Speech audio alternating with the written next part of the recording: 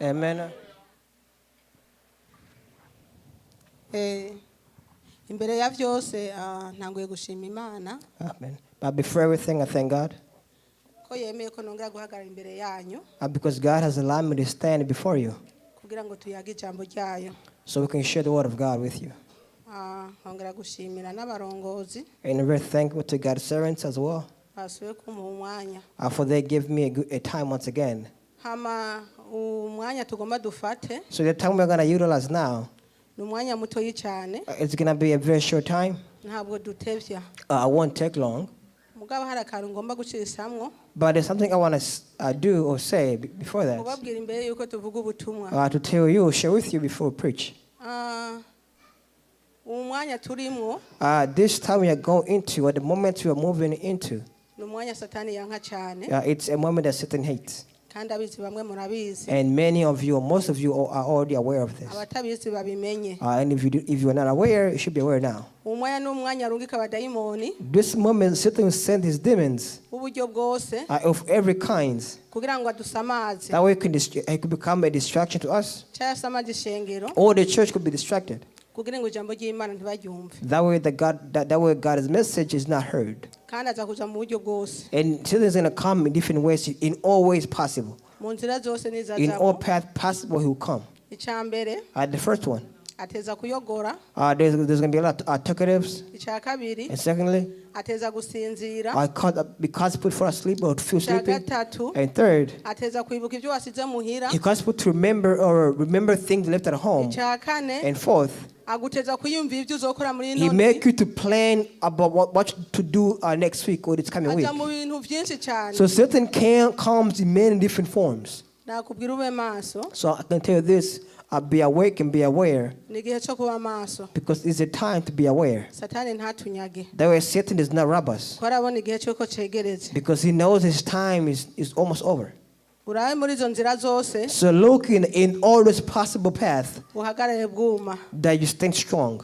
Nkabasaba abantu basenga And as if you're praying or you pray, mufatiye imyanya take this moment mwaba musengera umwanya and to pray for this time or this moment. kuko Satani ntabasinziriye. Because Satan is not sleeping. Iyo musinziye nyene When you ntasinzira. sleep, he's awake. He's not Cyo sleeping. gituma umwanya buri muntu wese aba akwiye gusenga no kuba maso. And that's why you should always pray for yourself and Murakoze. always be awake or be aware. Amen. Thank you.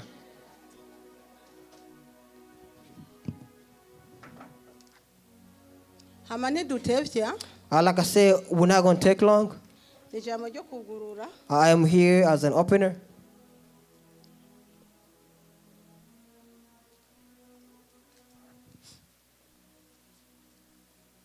Tuzakora ku ijambo ku mutwe w'ijambo havuga ngo Yesu niwe nzira n'ukuri n'ubugingo. The topic of theme is just Christ is the true way in life. Bwana Yesu asifiwe. Amen.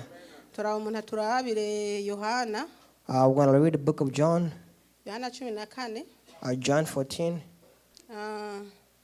Aza guhera ku murongo wa mbere Once again, the book of John 14, verse 1 gushika ku murongo wa gatatu. until 3. Hama aza gusimba 19. And from there, the same book, by chapter 19, Aho nyeye kuri ico gice nyene aza gusoma umurongo umwe gusa. and the only one line. Yohana igice 14 Ku murongo wa mbere gushika kuri gatatu hamwe usimba kuri 19. Yesu ni nzira n'ukuri n'ubugingo. Ndimuhagarika imitima yanyu mwizere Imana nanje munyizere. Kabiri, imuhira kwa data hari amazu menshi, iyaba atayariho mba ndabibabwiye. Kuko ngiye kubategurira hanyu. Gatatu, kandi ko ngiye kubategurira ahanyu nzogaruka kubajana iwanje ngo aho ndi namwe abe ariho muba. Amena. Tugende kuri 19. Haravuga ngo hasigaye igihe gito abisi ntibabe bakimbona, ariko mweho muzombona kuko ndiho namwe muzobaho. Amen. Once again, John 14, verse 1 to 3 and verse 19. We shall read. Do not let your heart be troubled. Do not let your heart be troubled. you believe in God. You believe in God. Believe also in me. My Father's house has many rooms. If that were not so, would I have told you that? If that was not so, would I have told you that I'm going there to prepare a place for you? And if I go and prepare a place for you, I will come back and take you to be with me, that you also may be where I am. Amen. Verse 19. Before long, the world will not see me anymore, but you will see me. Because I live, you also live. Amen. Amen. Bwana Yesu asifiwe. Iri ni isezerano Yesu yasezeraniye abayizera. This is a promise that Jesus Christ made to the believer. Kandi ni isezerano rikomeye. And it's a very powerful promise. Kona dusezerana ko azogaruka kutujana. To be promised to come back and take us. Aha azoba akaba ariho tuzoba. That where he will be, we shall be. Nanje iryo sezerano nararyizeye. And I have faith in that promise as well. Nawe bimeze gute? And the question is, how are you now? Because I stand waiting for the promise to come. And I have no doubt that it shall come to be. And if you do whatever you want, I know I will see him. And I know he shall return. And he's coming and he's not long enough. So the question is, how do you stand? Amen. Because the promise us to prepare a place for us. And he said that in his Father's house there's many rooms. And he's preparing many rooms for us. That where he will be, we shall be as well. The question is your heart going to be there? Do you think or are you convinced that you will be there? So we should fight for this promise. That way we will not be distracted, but rather be able to see the promise before. Amen. Because the promise is a good promise. Because when I read the promise, it makes me happy. I have faith that I will receive comfort from all my trouble. I have faith that I will leave this world of pain. And I hope and I wish for it to be the same as well. Because this world is not ours. The reason why it's not ours, we see many things happening. We get tired in this world. We have been tempted or been tested. And you know what it is. So it's a must that we prepare ourselves. That way, that promise, we can get to it. Amen. Hallelujah. Hallelujah. Amen. In that promise, so those did not believe with, they don't know that promise. It's not for those who don't believe in God. That promise is not for those who commit sins. That promise of God is for those who repent themselves and they forsake their sins. It's for those who are always holy, who clean themselves, and those clean themselves and believe in God all the time. Amen. Amen. You should always be aware wherever you are. Because he never said when exactly he shall return, but he said he shall return. He never said a year or time, or 1 month, or how many years it will be until he comes. But he promised and said that he will return and he will come to take us. That promise is only for those who are clean themselves. Only those who have cleansed themselves. It's not for the sinners. So we should always repent ourselves. We should repent ourselves to be saved. So that promise is a good promise that God made for us. And God loved us. Amen.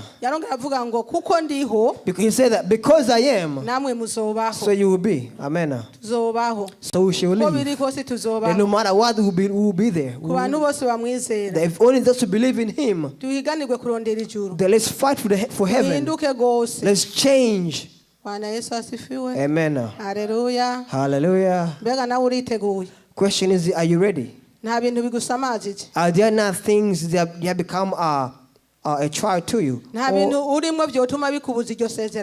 there not things you're going through that will make you not see the promise? That if it comes now, do you think you will go? But let me tell you this now. Our singer sang once. The singer sang and said that I am afraid that when you call the names and my name is not among the name you're calling, that let's live by living fear, so that when he returns, that our names will be written in the book of life.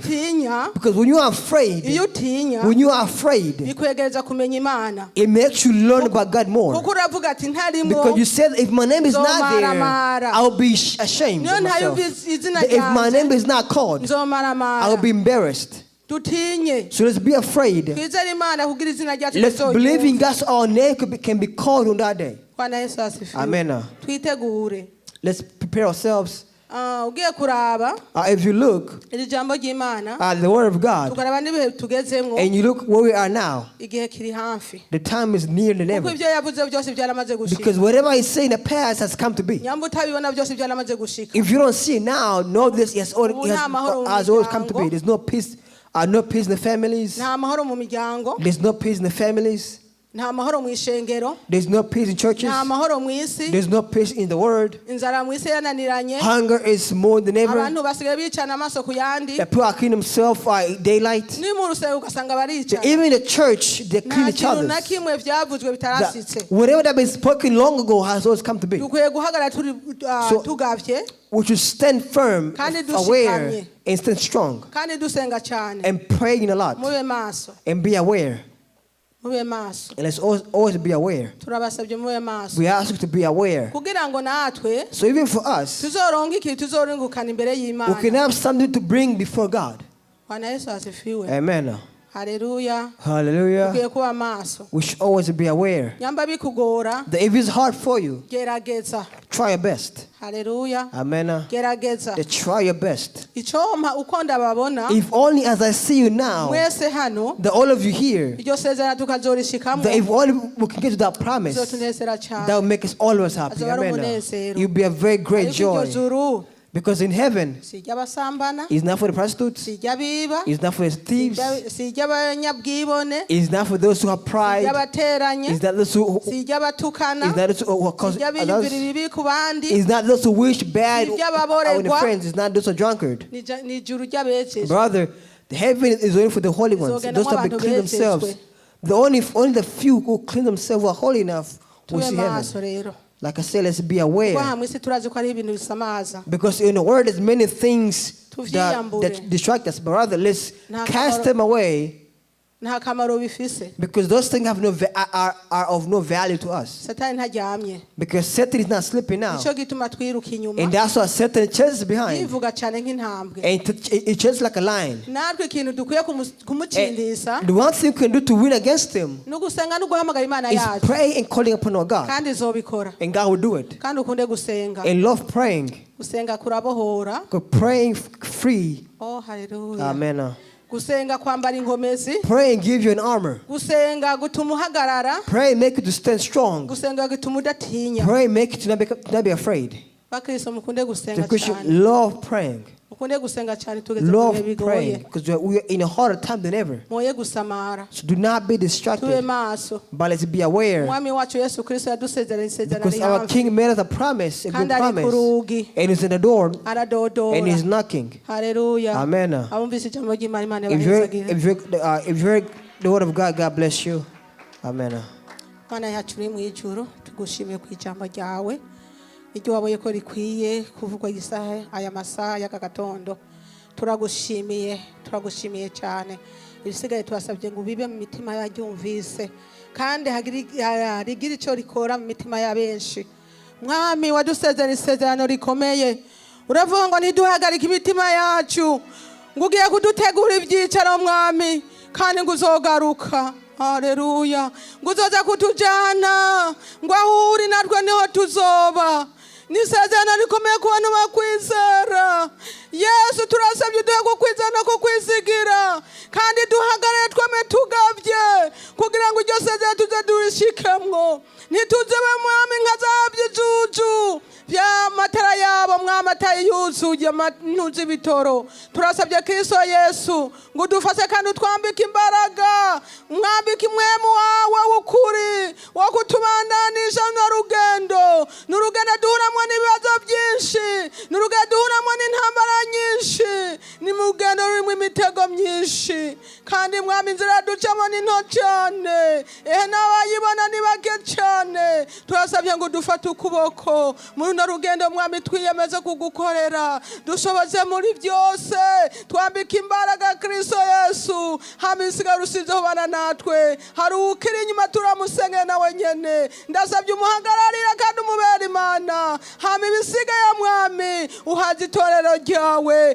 kuko ari igihe cyawe kigeze cyo kuza gutora umugeni wawe turasabye mwami uduhe kwitegura kugira yanzamba y'akabanga mwami tuze tuyumve kandi tuze tugusanganire tuze turuhuke imibabaro ya hano mu isi mwami bizodushimisha cyane kandi tuzogushimira tugezeyo azoba amashimwe akomeye kubera uzoba tunesheje intambara ikomeye hano mu isi urakoze Yesu Kristo urakoze kuba duha isezerano ryose cyane iryo sezerano niryo tugenderamwo kandi turi mu nzira turakurindiriye Yesu mwana w'Imana urakoze rero kubyumvise kandi ugiye kubikora duseye tubyizeye mu izina ryawe Yesu Kristo amen.